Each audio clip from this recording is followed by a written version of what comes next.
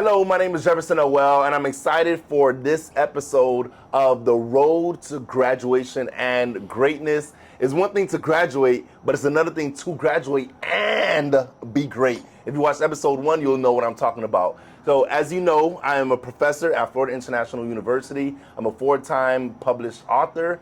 I'm also the founder of Barbershop Speaks, where we host intelligent discussions in barbershops and beauty salons. I'm a speaker who goes to colleges and universities and bring a message of empowerment and education. And I just so happen to be entertaining. It just so happens.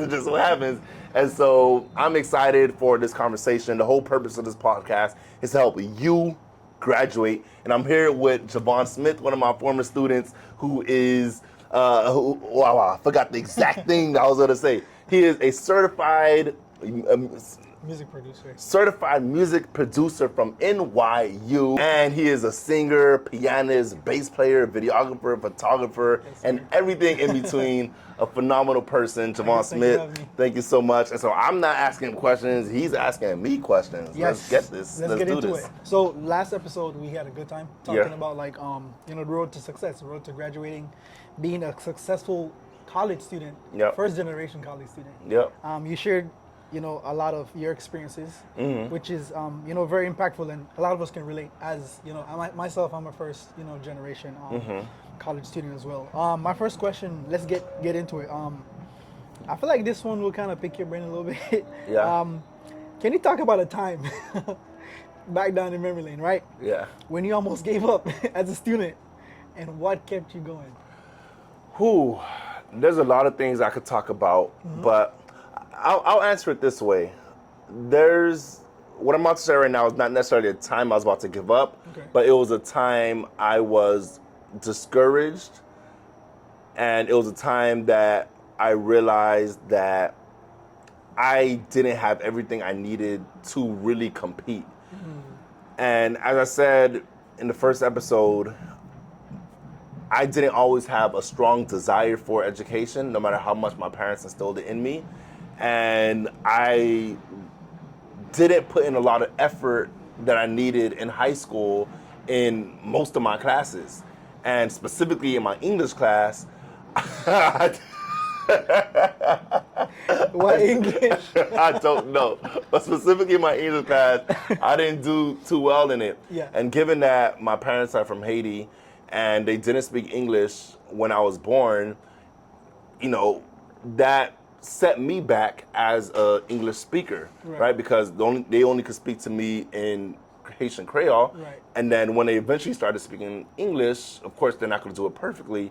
And so, I'm probably one of my only siblings that have this issue, but I've had a terrible grammar for most of my life. Really? And I'm still working on it. I don't hear it. Y'all hear it. Terrible grammar for most of my life. I don't hear it. But then also, because I wasn't paying attention in English class most of the time, I didn't know a lot of words. Got you. And by the time I got to college and dropped out to start a business, the business failed, went on a journey. And then when I went back to college and I started to take things a little more seriously, and I started to network with people in the community, and I started to have conversations with my professors, and I started to speak with other students, I'm saying things and they're correcting my grammar. And I'm like, damn, I'm in college. Wow. And I'm still getting corrected on this. And then... That was reality for you. Reality. Wow. And then professors are saying words that everyone knew the definition of. And I'm like, checking my dictionary, right? I'm out in the community networking with business professionals. And, I'm an entrepreneur at heart. And I can't have a conversation with them because there's so many what I call dead spots in the conversation where I'm not comprehending the full scope of what they're saying because I don't understand the verbiage that they have. And I was like, man, I am severely behind. It's limiting you a lot. Oh yeah, 100% limiting me. So I realized I was severely behind, and as you could imagine, that's discouraging. And to the point that we were discussing last episode is learning how to adapt and change. And I definitely had to adapt my language, how I speak, and I had to really go into a cave and study the dictionary. Wow. And I used to test myself. I used to give myself quizzes. In college? In college. Wow. In college. I would give myself quizzes. Wow. And I remember going back to my English books from high school, and I went through all of it myself. Wow. And I would reread everything. Went back to my books in high school. Wow. And I would read through everything. I would quiz myself. I created flashcards. And I said, I need to catch up with where my peers are now. I need to catch up with them in order for me to eventually get ahead, right? And it was really discouraging to realize that I'm nowhere near where I should be. But thank God I eventually got there. Wow. I didn't know that about you. I've known you for a while. But yeah, I feel like every time I have a conversation with this man, but that's amazing. That's amazing. Yeah. Not a lot of people could identify when they're lacking and make a course correction. You know? So I feel like it's a good point to tell people that it's okay to stop.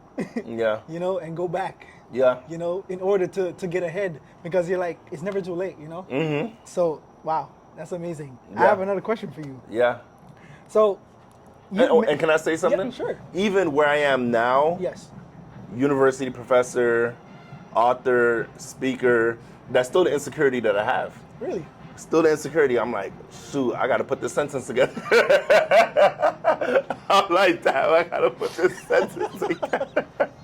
But no one would ever know. No one would ever know, because you got to talk with confidence, right? Right. You got to talk with confidence. That's crazy. And sometimes when you speak so well, people don't hear the flaws in what you're saying. So it's still insecurity. By the end of the day, you can't let your fears and insecurities define who you are. Wow, yeah. And most of my insecurities come from what I say and how I say. For example, I got a perfect example. I got the perfect example. This is going to be a little embarrassing. I don't even know why I'm about to say this on camera. Okay, so today my students were making fun of me. Today? Today, like literally today, because apparently I can't say the word deal correctly. They say deal like D-E-A-L and another platform. We'll leave it like that. Yeah. Apparently I don't say deal correctly. They said it sounded like I'm saying dill, like the pickle, D-I-L-L. Oh, And so we spent time going back and forth on how to say deal. And so it's funny right now, and Right. it's humorous. It's still the insecurity. I'm like, how do I pronounce this correctly? Right? But at the end of the day, you have to move with confidence, and that's the only way to be a courageous person, is doing what you fear and doing it without hesitation, and being in this role as a professor, as a speaker, even though I have insecurities in this area, is helping me to become a stronger person, and I'm grateful for that. Wow. You probably don't know this, but like even as a first gen, college student, applying a lot of stuff that you've talked about in the book, and just even knowing you and like watching you and like being around you, even my area of expertise, like coming from a different country, adapting to the culture here, trying to excel in a field where you're the underdog, you have to learn everything from scratch. It takes a lot of time, for you to go back to your room, sacrifice the parties, sacrifice the hanging out with your friends to learn a skill or learn something that you're far behind on, and you need to get to this level, but you're here. It definitely takes a lot of discipline, like, and I've said I've watched you a lot, coming to your classes, and I don't know if you remember, but it was a university one-on-one class, and you were like, come to class and tell me what your goal is like, what goal you want to achieve, and we're going to do something about that. And my goal was to make an LLC. Was to make a what? An LLC. Oh, LLC, yeah. Yeah, so I wanted to start my business, my photography business, and I was like, an LLC? What is an LLC? I was like, what is an LLC? I went and researched it. And since then, my idea of owning a business, even now owning a business, that's where it all started. Wait, it started like in that moment? Yes, you told me to go make an LLC because you're a photographer, right? Make a business out of it. Because you're like, you don't just have dreams, you act upon them, and coming to college is where you start. I'm not gonna lie, if you make me cry, I'll be mad at you. I will be mad at you. But yeah, man, so you won't know how you know, the stuff you say and even the stuff you're saying right now, how real world and applicable it actually is, you know, to not just, you know, say I want to do this, but actually seeing your shortcomings and studying and pushing yourself back so you could get ahead, you know what I mean? So even when you said I had to stop and take a check and see this is where I was, you know, that's very, very powerful, you know. And I'm not gonna lie, man. I'm ending this episode right now because I feel like I'm gonna cry, and no, I'm so serious. Thank you so much. I'm not even joking. Thank you so much for watching The Road to Graduation and Greatness. I gotta put an end to this right now, man. That good episode. Good episode.